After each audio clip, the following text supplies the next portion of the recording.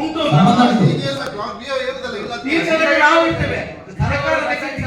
ಸಂಬಂಧ ಇದೆ. ನಾವು ಸ್ವಲ್ಪ STM ಸ್ವಲ್ಪ ಸಪೋರ್ಟ್ ಜಾಸ್ತಿ ಮಾಡಿದ್ರೆ ಇಲ್ಲಿ ನಿರ್ಣಯ ಬರೀಬೇಕು. ನಾನು ನಮ್ಮ ಈ ಪಲ್ಲತ್ತಾಳ ಶಾಲೆಯಲ್ಲಿ ಈ ವರ್ಷ ನಾವು LKG ಮತ್ತು UKG ಇದು ನಾವು ಪ್ರಾರಂಭಿಸಿದ್ದೇವೆ.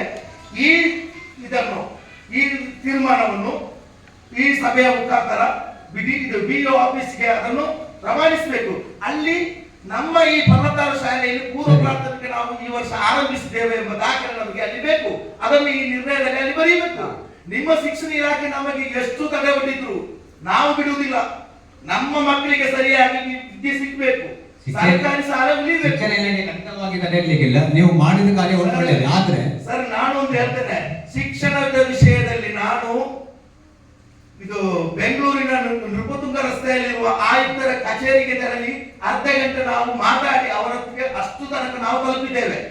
ನಾವು ಅಲ್ಲಿ ತನಕ ನಾವು ಹೋಗಿ ಇದಕ್ಕೆ ಬೇಕಾಗಿ ನಾವು ಹೋರಾಡಿದ್ದೇವೆ. DDP ಅವರ ಹತ್ರ ನಾವು ನಿರಂತರ ಸಂಪರ್ಕದಲ್ಲಿದ್ದೇವೆ. BO ಹತ್ರವೂ ನಾವು ಮಾತಾಡ್ತೇವೆ. ಕೆಲವು ಕಡೆಗಳಲ್ಲಿ ಸಮಸ್ಯೆ ಇದ್ದಲ್ಲಿ ನಾವು ಅಧಿಕಾರಿಗಳನ್ನ ಅಲ್ಲಿಗೆ ನಾವು ಕರೆಸುತ್ತೇವೆ. ಈಗ ನೋಡಿ, ನಮ್ಮ ಇದೇ ಶಾಲೆ ಗ್ರಾಮದ ಅಮೇ ಶಾಲೆಯಲ್ಲಿ ಕಳೆದ ವರ್ಷ ಮಕ್ಕಳಿಗೆ ಸರಿಯಾಗಿ ಟೀಚರ್ಸ್ ಏನೆಲ್ಲ ಸಮಸ್ಯೆ ಆಗಿತ್ತು ನೋಡಿ.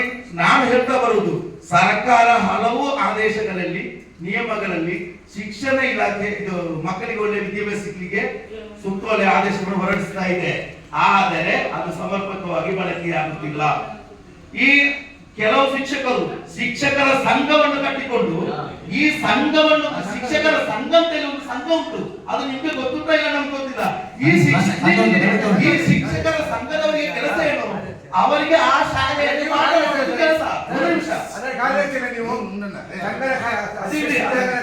ಅದಿರಲಿ, ಒಳ್ಳೆಯದೇ ಸರ್. ನೋಡಿ, ಸಂಘ ಅಂದ್ರೆ ಬೇರೆ ಸಂಘ ನೋಡಿ, ಯಾವುದೇ ಒಂದು ಸಂಘ ನೌಕರರ ಸಂಘ ಇದ್ರು ಆ ಸಂಘದವರು ಸಂಘ ಕಟ್ಟಿಕೊಳ್ಳುವುದು ಒಳ್ಳೆಯದೇ, ಅದು ಅವರಿಗೆ ಒಂದು ಬೇಕಾದದ್ದೇ. ಆದರೆ ನಮ್ಮ ಈ ಪುತ್ತೂರು ತಾಲೂಕು ಪುತ್ತೂರು ಶಿಕ್ಷಣ ಕ್ಷೇತ್ರ ಇದರಲ್ಲಿ ಒಂದು ನೋಡಿ, ಶಿಕ್ಷಕರ ಸಂಘದವರಿಗೆ ಕೆಲಸ ಏನಂದ್ರೆ ಅವರಿಗೆ ತಿರುಗಾಡುವುದು ಮಾತ್ರ ಕೆಲಸ. ಹಾಗಾದ್ರೆ ಆ ಶಾಲೆಯ ಮಕ್ಕಳಿಗೆ ವಿದ್ಯಾಭ್ಯಾಸ ಕೊಡುವುದು ಯಾರು? ನೀವಿನ್ನು ಅವರು ತಿರುಗಾಡುವುದು ಇಲ್ಲ ಅಂತ ಹೇಳಿದ್ರೆ ನಮ್ಮ ಹತ್ರ ದಾಖಲೆ ಇದೆ.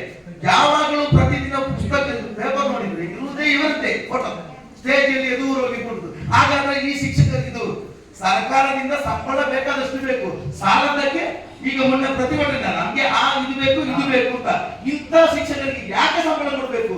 ಇವರನ್ನೆಲ್ಲ ಮನೆಗೆ ಕಳಿಸಿ ಅತಿಥಿ ಶಿಕ್ಷಕರನ್ನ ನೇಮಿಸಿಕೊಂಡ್ರೆ ನಮ್ಮ ಸರ್ಕಾರಿ ಶಾಲೆ ಉಳಿಯುತ್ತದೆ, ನಮ್ಮ ಸರ್ಕಾರಿ ಶಾಲೆ ಬೆಳೆಯುತ್ತದೆ.